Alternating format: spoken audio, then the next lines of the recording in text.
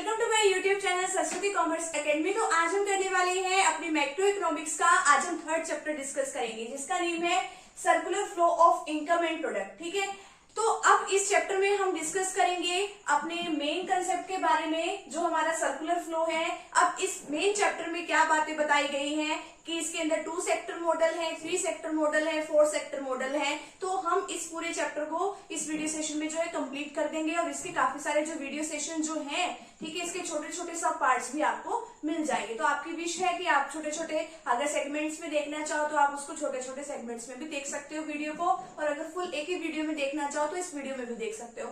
तो अब चलिए स्टार्ट करते हैं circular flow of income and product. अब सर्कुलर फ्लो में अब सबसे पहले मेन क्या आता है इस चैप्टर को समझने से पहले 5 basic sector of the economy. तो इकोनॉमी के 5 बेसिक सेक्टर कौन कौन से हैं, ये मैंने पहले वाली वीडियो में भी बताया हुआ है कि अपने 5 कौन से बेसिक सेक्टर हैं। प्रोड्यूसर सेक्टर है, हाउस होल्ड सेक्टर है, गवर्नमेंट सेक्टर है, rest of the world sector है। ठीक है, आगे क्या है, फाइनेंशियल सेक्टर है। अब जो प्रोड्यूसर सेक्टर है वो क्या काम करता है, प्रोड्यूसर का मतलब क्या होता है, जो किसी भी गुड्स और सर्विसेज का प्रोडक्शन करता है।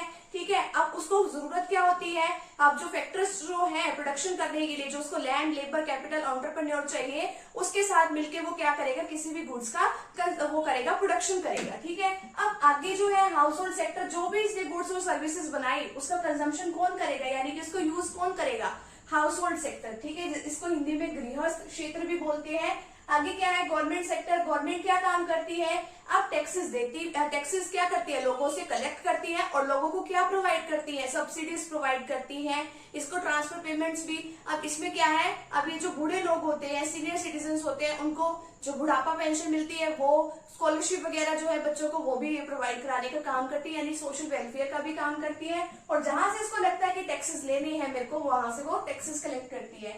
आगे क्या है, rest of the world sector में। अब इसमें क्या है, बाकी बचा हुआ एरिया, अब इसको फॉरेन सेक्टर के भी नाम से जाना जाता है। इसमें इंपोर्ट और एक्सपोर्ट का काम होता है। इंपोर्ट और एक्सपोर्ट का तो मतलब आपको पता होगा, इंपोर्ट का मतलब कि अगर आप दूसरे देशों से कोई सामान मंगवा रहे हैं, और एक्सपोर्ट का मतलब अगर आप दूसरे देशों को कोई सामान भेज रहे हैं, उसको क्या कहते हैं हम, एक्सपोर्ट। और आगे क्या है, फाइनेंशियल सेक्टर। अभी क्या करता है, लोगों से मनी कलेक्ट करने का काम भी करता है, अगर लोगों को जरूरत पड़े तो उनको उधार देने का काम भी करता है। ठीक है, तो ये इसका काम है। तो ये 5 बेसिक सेक्टर्स है इकोनॉमी के। अब मीनिंग क्या है सर्कुलर फ्लो ऑफ इनकम का, इसमें क्या बात होती है कि हम क्या करते हैं, एक सेक्टर से दूसरे सेक्टर तक मनी का या रियल जो फ्लो है वो इसके अंदर होता है। अब इसमें क्या मेन बात आती है, अब आगे आप इसमें सीखोगे भी कि जो सर्कुलर फ्लो है इसमें एक मनी फ्लो भी होता है, एक क्या होता है, रियल फ्लो होता है। अगर आप गुड्स और सर्विसेज का लेन देन कर रहे हो एक सेक्टर से दूसरे सेक्टर तक, ठीक है, तो उसमें तो क्या होता है, रियल फ्लो। अगर आप मनी का फ्लो कर रहे हो एक सेक्टर से दूसरे सेक्टर तक, उसको आप मनी फ्लो कहते हैं। तो अब इसकी एक डेफिनेशन है वो देखिए, it refers to flow of money income. अब इसमें क्या है, मनी इनकम को भी इसमें बताया हुआ है, और the flow of goods and services across different sector of the economy in a circular form. तो इसमें यही बताया गया है कि मनी का फ्लो भी होता है, गुड्स एंड सर्विसेज का भी फ्लो होता है। अगर मनी का फ्लो है तो अब इसमें मनी फ्लो कहते हैं। अगर इसमें गुड्स और सर्विसेज का फ्लो है एक सेक्टर से दूसरे सेक्टर के बीच में, तो इसको हम क्या कहते हैं, रियल फ्लो कहते हैं। तो यही इसमें ये जो पूरा सिस्टम है वो चलता रहता है। अब क्या होता है कि अब एक सेक्टर जो है दूसरे सेक्टर पे डिपेंड करता है।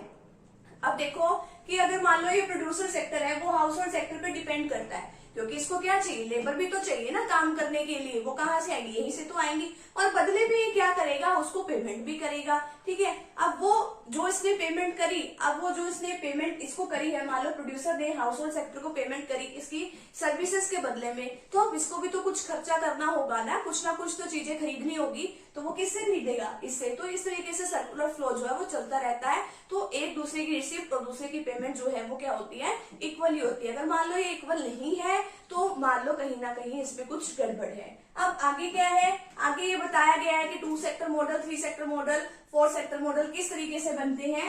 अब यहाँ पे देखो जो हाउस होल्ड सेक्टर और प्रोड्यूसर सेक्टर है, अब देखो अब प्रोड्यूसर सेक्टर और हाउस होल्ड सेक्टर जो है, अब इन दोनों को मिला के क्या बनेगा, 2 सेक्टर मॉडल बनेगा। ठीक है, आगे क्या है, अगर ये पहले के जो फर्स्ट 3 सेक्टर है, जो प्रोड्यूसर है, हाउस होल्ड है और जो गवर्नमेंट सेक्टर है, इन तीनों को मिला के 3 सेक्टर मॉडल बनेगा। अगर मान लो ये जो फर्स्ट 4 है, ठीक है, house hold, producer sector, government sector, foreign sector, foreign sector इसी का नाम है rest of the world sector का। अगर ये चारों को मिला दें तो हमारा क्या बनेगा, 4 सेक्टर मॉडल बनेगा। ठीक है, अब इसमें एक और मेन बात आती है कि ओपन इकोनॉमी और क्लोज्ड इकोनॉमी क्या होता है। अगर हम फॉरेन सेक्टर के साथ मान लो जुड़े हुए हैं, ठीक है, अब इसका भी रोल है इंपॉर्टेंट फॉरेन सेक्टर के साथ, तो इसको ओपन इकोनॉमी कहते हैं। अगर फॉरेन सेक्टर इसमें नहीं इन्वॉल्व है तो मतलब ये क्या है, क्लोज्ड इकोनॉमी है। ठीक है, तो यहाँ पे हमारा जो छोटा सा टॉपिक है यहीं पे कंप्लीट होता है। तो फ्रेंड्स फटाफट से भी आप इसका स्क्रीनशॉट ले लीजिए।